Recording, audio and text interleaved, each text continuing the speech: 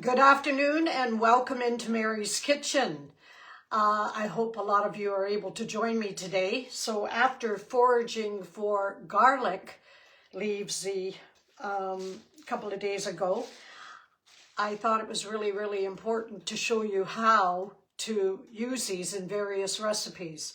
And there's various things you can do with these. Now, this is a really good time of year. Agnes, you're on. Hello, Agnes. Agnes and I had a very nice time yesterday.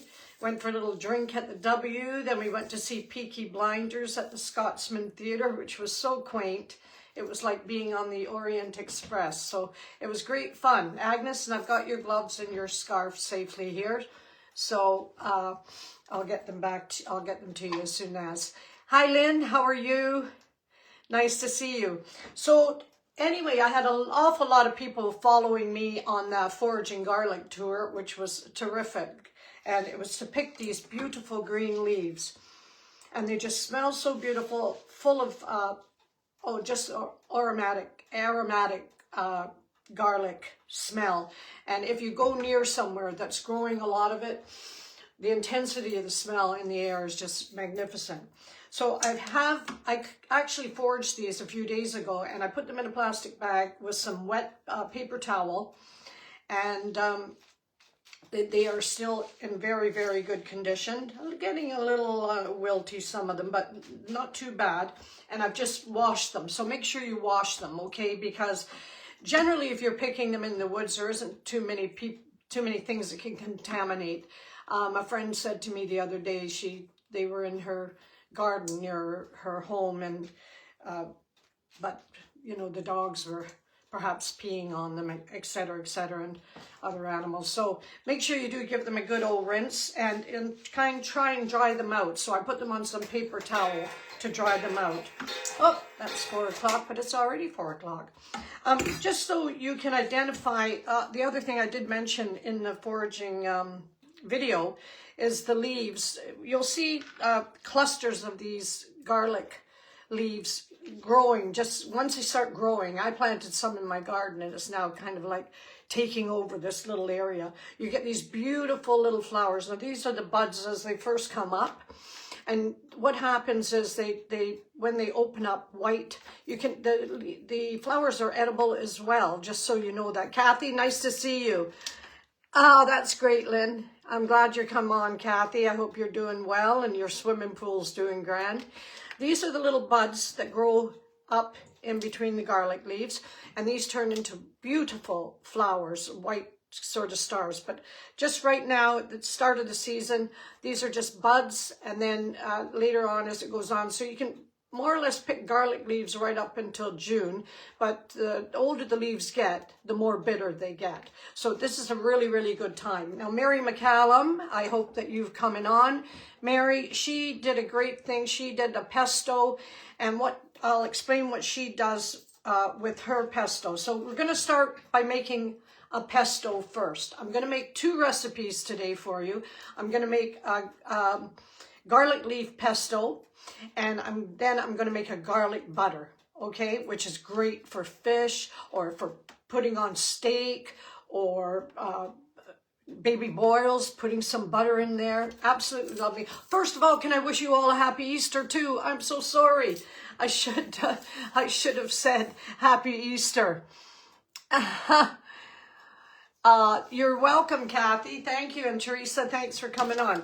So here I've got my old Magimix, my old faithful. It's actually called the Master Chef 650 Duotronic from probably about 30 years ago. So good old friend of mine, 30 years old. So what we're going to do, what I did, because you need nuts for your pesto, and you can use a pine nut. Now, pine nuts at the moment here in the UK, for some reason, the price of them has gone through the roof. I mean, I've looked at a small bag today and it was almost £5. So I decided to go for the walnut today. You can go for walnuts, hazelnuts, and pine nuts. And the best thing to do is to toast them beforehand. Now, I learned something not too very long ago. You can actually do that in the microwave. So I put these walnuts in the microwave for 4 minutes, and that toasted them up nicely. All right, because toasting a nut gives a different flavor. Okay, you get a much different flavor with that. So anyway, you can pan fry them. All right, but don't take your eyes off them because they do brown up very, very quickly. I actually prefer the pesto with the pine nut because I think it's a creamier texture, but I'm going to use walnuts today simply because of the outrageous price of the pine nuts. And it doesn't really matter, and you can mix nuts too. You could use cashews if you wanted, hazelnuts, but as I say, we're going to use the walnuts. So I'm going to put some of my garlic leaves in here. You want about 100 grams, believe it or not, 100 grams is a lot of garlic leaves. And I'm not going to use all these because I need some of the leaves for my butter. So I'm just going to use a goodly amount. And we'll put them all in this blender. Make sure I've got enough. I want to make sure I've got enough for my butter. And I'll just rip them in half and put them in. Yeah, I think I got enough for the butter there. Yeah. Maybe one more. There we go. So, what's happened to my lid? There it is. I'm just going to give these a little whiz around first because they really need some liquid in there to get it going properly. But we'll just give them a push down. Maybe that'll help. It needs some liquid in, as I said. Oh, that's enough. Getting there. Give them another push down.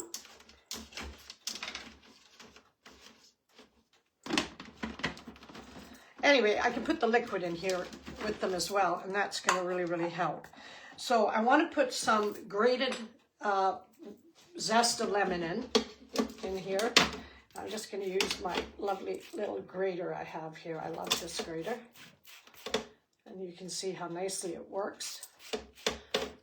This is just one of those really lovely. And lemon works really, really well in a pesto. Okay, you don't want the whole lemon, just part of it. And also I'm going to put, whoop, there's some lovely rind on there. I don't want to waste any of that. I'm going to put the juice of half a lemon in there as well. Oh, love the smell of lemons.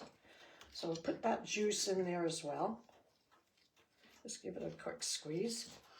We're going to put our walnuts in. This is how easy this recipe is. And who's on? Chrissy, Kathy. Thank you, Kathy. You're very kind. So I'll put my walnuts in there. I would say that's about 100 grams of toasted nuts. All right, and we want to put some sea salt. Now I'm just going to add a couple of garlic cloves as well because that'll just enhance the flavor of this pesto. Has a temper. Well, I've got a new one, but I haven't started using it yet. It's still in the box. I've got a new Ninja, Kathy, Magimix. I'm going to pour probably about 100 mils of olive oil, or just till you think that you've got enough in there. And I'll probably top some up. You can use rapeseed oil as well, but I prefer to use olive oil. I think it's more in keeping. Let's see. Let's just give that a little whiz. So there you go. It's basically, it's going to start. Because I've got the lemon juice in there now and the olive oil, it's going to help whiz this up a lot better now. Get a little burst. Okay. Now I'm going to put a little bit more olive oil in.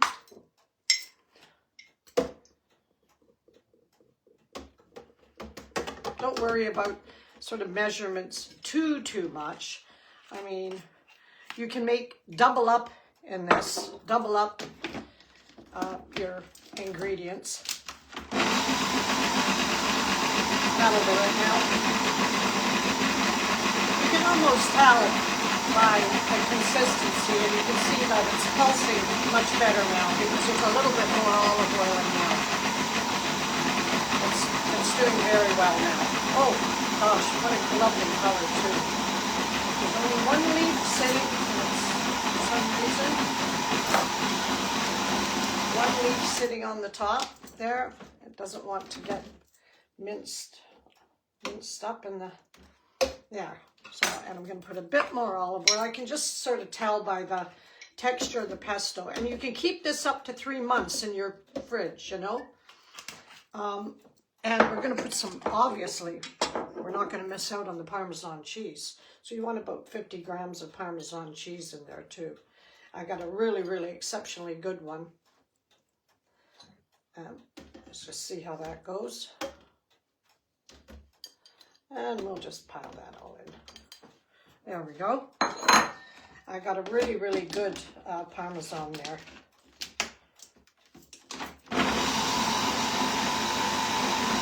That's going nicely now. So that's your ingredients.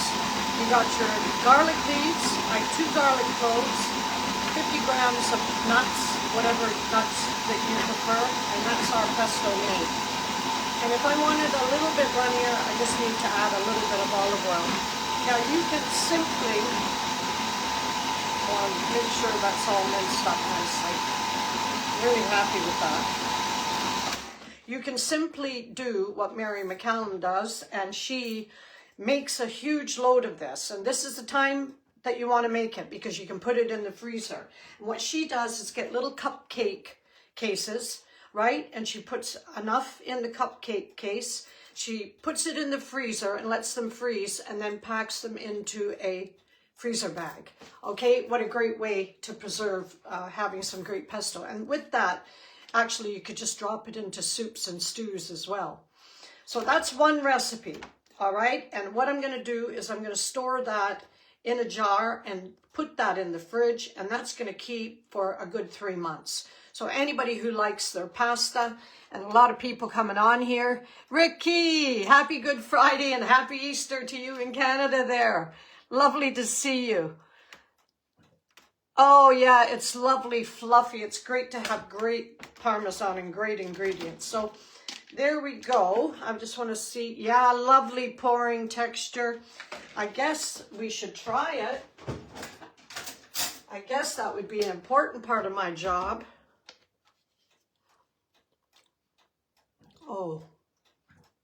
Oh, that is beautiful. Oh, the garlic leaves. Wow. What an intense flavor. I'm going to need a drink of water here. That's really, oh, that was delicious. Absolutely delicious. So that is going to be used in a lovely pesto dish. Now I'm going to do my next little thing here. My butter. I'm going to do the butter for you. And let me just make a little bit of room here.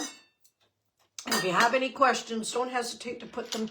If I don't get a chance to answer them live, you know I will answer your comments. I answer every comment myself personally, individually. So if you have any questions, please just put them up there. That's what I'm here for. Let me just make sure. Yeah, just wanted to make sure that was working, because if you don't put the lid on there, then that doesn't work. So I'm going to take the rest of my leaves and I'm going to put them in here. Probably could have done with a few more leaves, but that's okay. I'm going to put them in there and just chop them a little bit.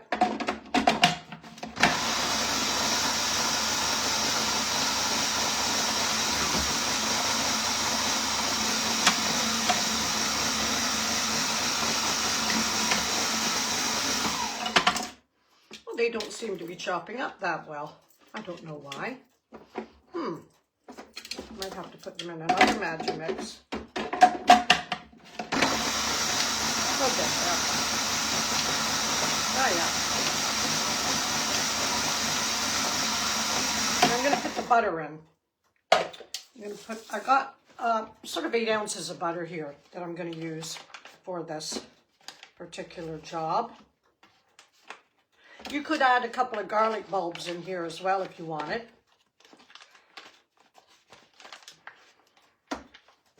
I'm just going to put about 6 ounces in there for now. I probably don't have as many leaves as I would like to have. I hope these garlic leaves chop up. Yeah, they seem to, oh, they're doing nicely now. Ooh, I'm excited. I'm excited. Hi, Deb. How are you? Oh, I gotta tell you, Kathy, that pesto made with the garlic paste is beautiful. I'm gonna put the rest of this butter in now. And make sure your butter's at room temperature, right? Quite important. So now we have a beautiful, I'm gonna add a little sea salt because I've used unsalted butter. There we go. And that's come out very, very nicely. I'm happy with that. I'm just going to give it a stop. Oh, yeah. Wow. That is so lovely and green. Look at that. Isn't that beautiful? So I'll show you what we're going to do with that next. Let me just get these things over. I got all my lemons here and limes. Guess what I'm making? Lemon lime cheesecake, and that's going to my friend Rachel. She's having a big Easter dinner, which she kindly invited me to with her and her family. But I said, look, I can't make the dinner, but I certainly can make you a dessert. So that's what I'm going to do. Make her a lemon lime cheesecake. So I've got my my cling film or saran wrap, whatever you want to call it. Oh, who's on here? Eliza, good to see you. Hello, Peter, how are you? So let's just get this torn off. These cling films and stuff never work properly, do they? Okay, so we're going to put that there. Now what I need is a spoon, a big spoon. And now, how many of you have foraged for garlic or have the opportunity to do that and make something from it? I'll tell you another couple of things that you can make from it. You can make, I need a little knife here to get it off my fork. Another couple things you can do is you can make a garlic and potato soup. That's a real big thing at the moment, garlic soup. And what you do is saute your potatoes, your onions, you get some good stock. Usually I like to put it, for something like that, I would put a vegetable stock, a good quality vegetable stock. And you could also make savory scones by adding some fresh garlic leaves. And you'll see what I'm going to do here. I'm just going to get all this butter. I don't want to waste the butter. I don't want to waste anything. I hate wasting. So let me just get all this butter. And that's about all I can get off that. And get all this out of here. You see, it's quite a bit, really, when it comes down to it. And if I had a spatula, I should have had a spatula. It would have got all this out of here. Now, okay, so what we're going to do is we're just going to kind of roll it like a Swiss roll. All right, so just sort of like a log. We want to make a kind of a log out of it. There you go. Okay, and then when it comes time to making a particular dish that you like, now what I would do is put a little bit of this into a pan and then get some lovely salmon fillets and then cook the skin in the flesh side up. And then cook the skin well, get it nice and crispy in this lovely garlic butter that we just made. And then just roll that up, like so. Just press it out a bit, stretch it so that you've got plenty. And then put that in the freezer and then just use it as you see fit. So say I was making some baby boil potatoes, then I could cut a little bit of this off when they were finally cooked and drain them and just add a little bit of garlic butter to them. So let's see if there's any questions here. Hello, Pamela. Thank you very much for coming in. Oh, Pam's just inviting me to Florida to come and cook for her. So, Pam, I'll keep that as an open invite. And who else is on here? Great for chicken Kiev. Pam, you're right. You could use this for chicken Kiev. You could use this for making your chicken Kievs. Make your little pocket and put some of this lovely garlic butter in there. Absolutely. So Norma, hi.